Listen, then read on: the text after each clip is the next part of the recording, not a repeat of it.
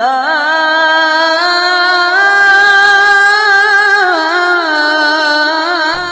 Irak akan ditemukan gunung emas, kata Rasulullah SAW. Setelah mengeringnya Sungai Efrat, dan Sungai Efrat sekarang sudah kering sejak 2014. George Bush sudah mengumumkan di Irak ada gunung emas yang sangat besar.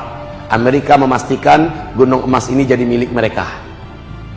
Rusia yang ada di sini menyadari betul bahwa lumbung emas terbesar di dunia ternyata ada di Irak. Subhanallah, ini hadisnya sahih, di mana Nabi mengatakan akan tidak terjadi kiamat sampai mengering terlebih dahulu Sungai Efrat.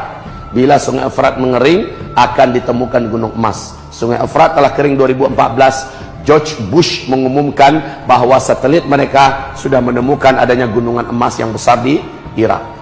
Kata Rasulullah, seluruh laki-laki di muka bumi akan membawa senjata mereka menuju kemari untuk memperebutkan gunung emas itu. Dalam setiap 100 orang laki-laki yang perang di sana, mati terbunuh 99, cuma satu yang bertahan hidup. Setiap mereka berkata, semoga satu orang yang hidup itu sayalah orangnya. Di riwayat yang lain, Nabi tidak berharap satupun umatnya yang ikut berperang demi memperebutkan emas di Irak. Makanya Pak, Irak ini sumber fitnah, dan Nabi tidak suka umatnya kemari.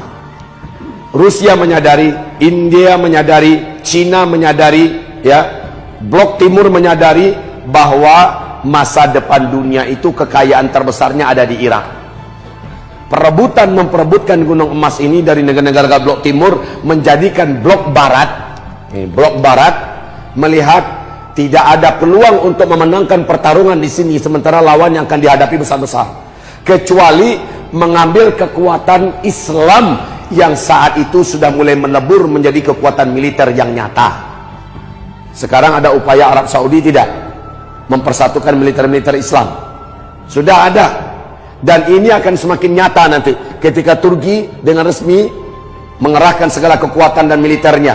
Arab dengan segala, termasuk Afrika dan negara Islam, bersatu nanti. Maka Barat melihat Amerika, Eropa tidak ada jalan untuk mengalahkan Timur kecuali melebur dan bersatu, melakukan perjanjian damai terlebih dahulu dengan Islam. Coba lihat, Trump mulai merubah strateginya. Antum lihat nggak apa yang dilakukan oleh Donald Trump sekarang? Mulai merubah strateginya. Awalnya dia mengumumkan perang dengan dunia Islam, dan dia ikut membombardir bersama dengan Rusia di Syam. Awal-awal dia baru naik. Segala kebijakan-kebijakannya menyakitkan umat Islam. Sekarang dia mulai mengumumkan kepada dunia, saya akan melakukan kunjungan diplomasi yang paling bersejarah, paling indah ke Arab Saudi.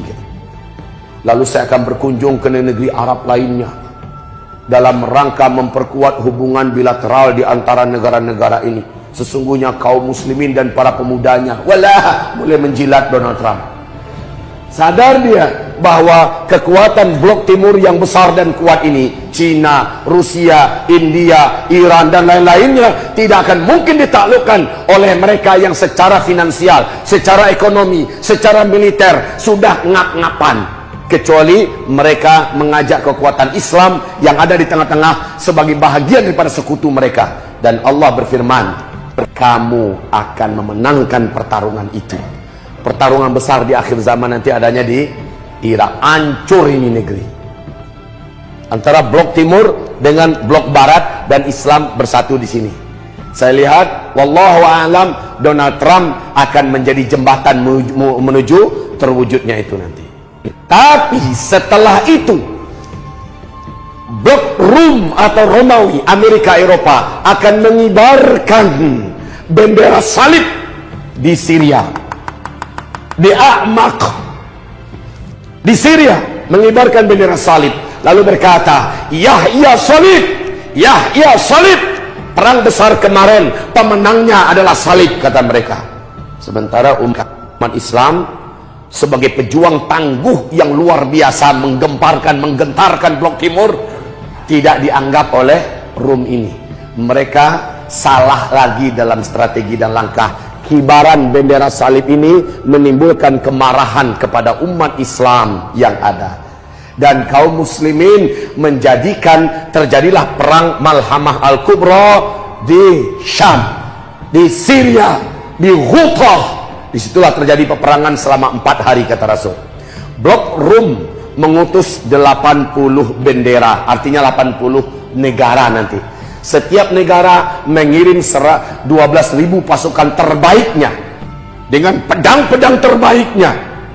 Berarti saat itu nanti peperangan sudah peperangan manual. Ini yang dikatakan oleh Albert Einstein, perang dunia ketiga kalian sudah perang dengan senjata manual. Ini yang disebutkan oleh Steve Jobs, dan ini yang disampaikan Rasulullah 1400 tahun lebih yang lalu. Saat itu nanti kalian sudah perang seperti zaman sekarang, dengan pedang, dengan panah, dengan kuda, dengan tombak.